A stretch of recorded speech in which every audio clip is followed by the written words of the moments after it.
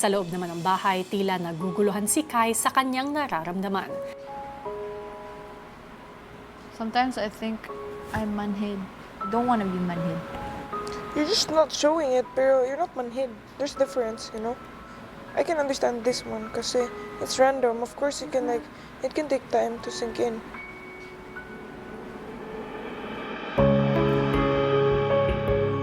Maya-maya pa ay minabuti na ni Kuya na kausapin si Kai. Sa loob, Kai, ng envelope, nandun ang resulta. Kapag umilaw ng pula, negative ang result. Pero kung sakali namang umilaw ng kulay berde, nangangahulugan, positive ang results. Kung kailan ito mangyayari, tanging panahon ang makakapagsabi. So, we're waiting But for I the don't green know light. when it's gonna light up. Pag nag-on.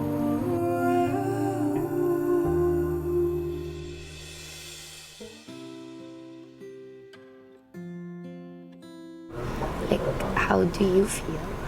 Bro, nothing. Nothing. I don't know what to feel. Like, all your questions in life, the answer is there. So, like, we also want you to be prepared because we don't really know if it's a match. Habang nagiging malalim ang usapan ni Kai, Rain at Jazz sa confession room, kausap na ni Kuya ang nanay ni Kai. Nais kong ipaalam sa iyo na dumating na ang DNA results. Sa palagay mo, paano siya tatanggapin ni Kai? Hindi ko alam, Kuya, kasi ano siya. Siguro ano naman, matanggap naman siguro niya yung ano, kasi si Kai naman is ano siya, mabait na bata. Of course, if it's negative, I'll be sad. If it's positive, I'll be scared as well. I don't know. At the end of the day, whatever the result may be, it's in God's plan. There's a purpose behind it. If it's negative, if it's not a match, then we won't stop there. That's true. Takot po ako. Yung sa side ko po, Kuya.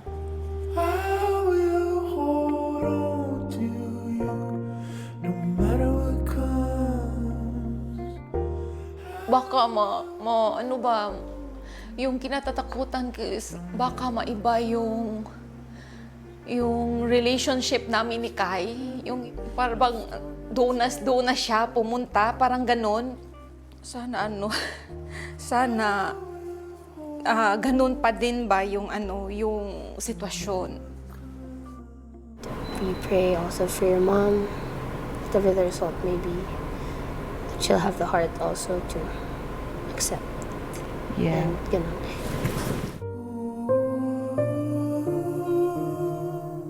Bakit sa kabila ng takot mo, ay hangad mo pa ring malaman yung resulta?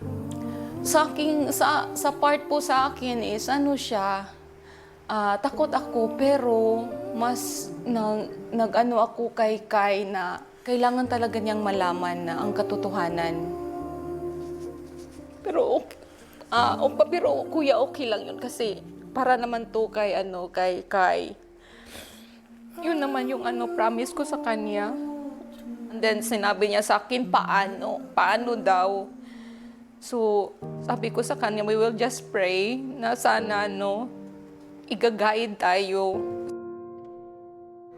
Papa God, I hope that it's positive. But if it's negative, I don't blame you. Amen.